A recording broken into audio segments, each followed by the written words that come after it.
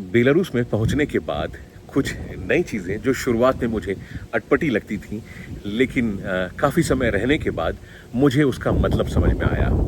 दोस्तों, मैं हूं आपका साथी, आपका दोस्त। मेरा नाम है प्रियांशु झा और आप सभी का हार्दिक स्वागत है।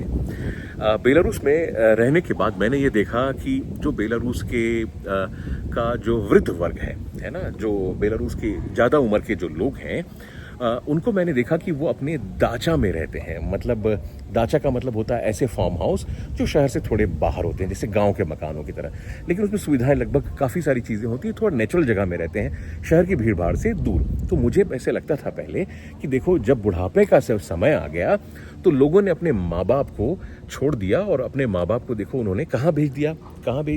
उन्होंने अपने माँ बाप को भेज दिया है कि भाई वो गांव में रहने के लिए, और ये माँ बाप की सेवा नहीं कर रहे हैं। तो ये मुझे लगा कि, और ये मुझे बड़ा बुरा लगा था शुरुआत में। मुझे लगा, और मैं अपने दोस्तों और साथियों को, बल्कि अपने रिश्तेदारों में बोलता था कि यार, हमारे यहाँ तो परिवार जो माँ बाप को साथ में रखने का कल्चर है, और आपके यहाँ पे देखो ये क्या कल्चर है कि आप अपने माँ बाप को कहाँ भेज दे रहे हैं, आप उन्हें मतलब गाँव में भेज दे रहे हैं या ऐसी किसी जगह पे भेज दे रहे हैं जो फार्म हाउस में रहते हैं। ये अच्छी बात नहीं है। अब देखिए, कुछ समय के बाद मुझे समझ में आया, एक तो जब आपकी आयु ज़्यादा हो जाती है, उम्र बढ़ जाती है, तो फिर हमारे यहाँ भी वानप्रस्थ आश्रम का कल्चर है ना। संन्यास के बाद क्या होता है, वानप्रस्थ आश्रम होता है।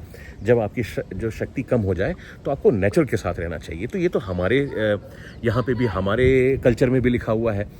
तो एक्चुअली ये वही चीज़ है, उसका ही तरीका है। और दूसरी बात यह है कि हमारे यहाँ तो लोग अपने माँ बाप को क्या कर रहे हैं, वृद्धाश्रम में भेज दे रहे हैं या उनका ध्यान नहीं रख रहे हैं। तो वो जो स्थिति है, उस स्थिति से तो बेहतर स्थिति है वो अपने एक फार्म हाउस में रह रहे हैं, और नेचर में रहने से उनकी आयु भी बढ़ जाती है। वो अपने छोटा सा वो फार्म हाउस होता है, तो अपनी छोटी मोटी सब्जियां भी वो खुद उगाते हैं, अपने बागबान का भी ध्यान रखते हैं, तो वो अच्छे होते हैं और अपने परिवार में किचकिच नहीं करते हैं। बुजुर्ग हैं तो क्या हुआ, लेकिन वो उस किचकिच की ज़िंदगी से दूर हो जाते हैं। तो ये एक फ़ायदा मुझे देखने को मिला।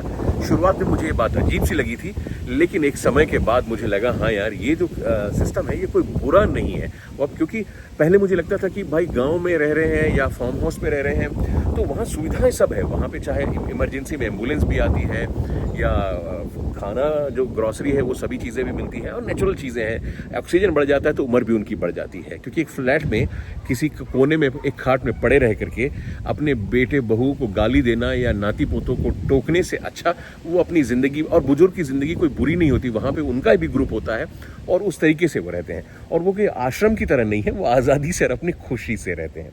तो एक अलग सी चीज़ थी जो मुझे लगी थी शुरुआत में गलत, लेकिन कुछ समय रहने के बाद मुझे लगा कि ये जो कल्चर है ये कोई उतना बुरा भी नहीं है, और हर समाज का एक, हर संस्कृति का कल्चर है। और ये एकदम बहुत ज़्यादा बुजुर्ग व्यवस्था की बात कर रहा हूँ, और उनको सभी सुविधाएं वहाँ पे उपलब्ध होती हैं। तो दोस्तों, ये नई जानकारी आपको कैसी लगी आप मुझे ज़रूर बताइएगा, और बेलारूस के बारे में और क्या जानना चाहते हैं मुझसे पूछेगा। और बेलारूस में रहने के बारे में अगर आपको किसी भी मदद की ज़रूरत हो या किसी जानकारी की ज़रूरत हो, तो मेरा जो नंबर है वो व्हाट्सएप का, वो नीचे लिखा हुआ है। मेरा इंस्टाग्राम है और मेरा ईमेल आईडी है, और मुझसे बात करने के आपको कोई पैसे नहीं देने हैं, आप मुझसे बात कर सकते हैं, और मैं अपने समय की उपलब्धता के हिसाब से आपको जवाब देने की कोशिश करूँगा।